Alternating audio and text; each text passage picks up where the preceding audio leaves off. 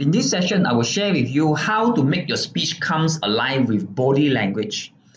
These slides are the exact slides I have used when I was being invited by companies to present on a topic called body language. So let's jump in and begin. So these are my promises. I have 3 promises for people who are watching this screencast of the slides. The first promises, I want to make sure that these trainings are practical and on the spots. I know if you are listening to it, how can I be practical and on the spot? Wow, this is not a live event. But if you treat it as if it was a live event, that someone here is talking to you, and if I ask a question, you respond, that will actually increase our engagement. So when there's increase in engagement, it's also increase in the retention for yourself. The second, I want to promise you that this program is one of the most comprehensive programs on body language that you will ever learn. Third, I want to make sure we also have some fun and laughter. Is it okay? Yes, I hope you are responding to me as well. But anyway, I want to make sure also this workshop is a 110% results workshop, which means by the end of this program, you know exactly what are the essential criteria of body language.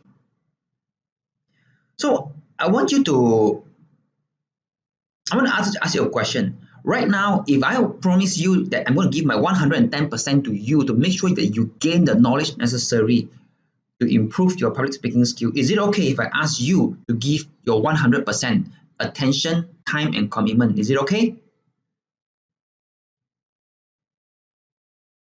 Right now, I ask you a very simple question. How many of you have heard or watched the movie called The Voice? Yes?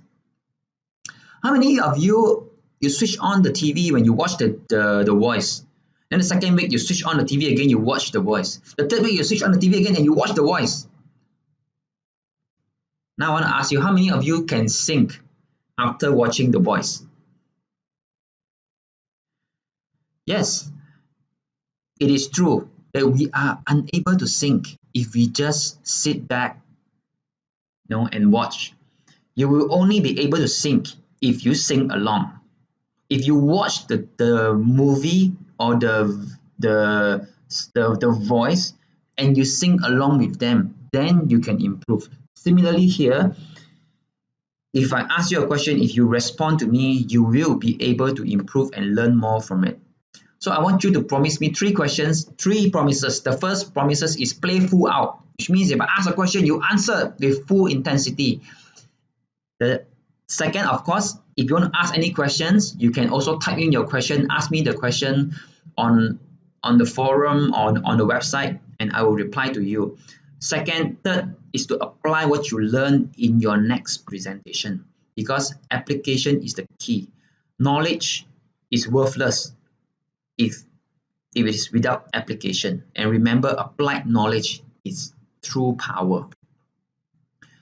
Okay, I'm sure you have heard of this particular 3 elements of a speech element, and this is really a study done by Alfred Mehrabian, and he came up with these 3 elements that affect a presentation. I think all of us know this by now. Body language 55%, voice 38%, words 7%.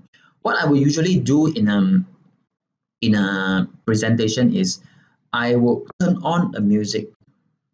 And when I turn on the music, it is a music where everyone start to clap their hand, and there is a very someone singing, it's a very active song. Okay, there's someone singing. So I will ask the crowd, okay, now after everyone sing and clap, okay, they calm down. And I will ask them, hey, can I ask you a quick question? Right now, all of you are jumping up and being enthusiastic. Now, I'm going to ask you, why are you so enthusiastic about that song? Is it because of the body language? Which means when I jumping, you jump as well, so you mimic my body language? Or is it because of the voice of the singer? The person who is singing the song, is it because of the voice? And that's only 38%. Or is it because of the words that the singer is using that causes it? Yes, all those are important, but I can tell you those are not the most important part of giving a presentation. The three elements that we have always been talking about is not the most important part. The most important is what I call the psychology of delivery. So what exactly is the psychology of delivery? And this is what I want to share with you, the psychology of delivery. First, I want to ask you, have you heard of people that when you give a presentation, you need to be emotionally connected with the audience? Use emotion in your presentation. How many of you have heard about that? If you have heard that, you probably, okay, or maybe let me rephrase it. How many of you have heard of using emotion in your presentation? Yes? Yeah. I want to ask you, how many of you really understand or know what it means? To explain this, there are 6 basic emotions according to American psychologist Paul Ekman. There are 6 basic emotions: anger, disgust, fearful, happiness, sadness, and surprise. These 6 basic emotions. Now I want to ask you, what are your average in an average week? What kind of other emotions you encounter?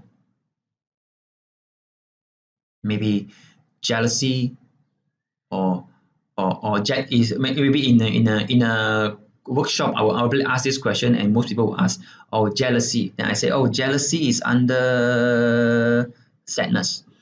Someone will answer, I will feel very joyful. Joyful is under the category of happiness. And someone will answer stress. Stress is under fearful.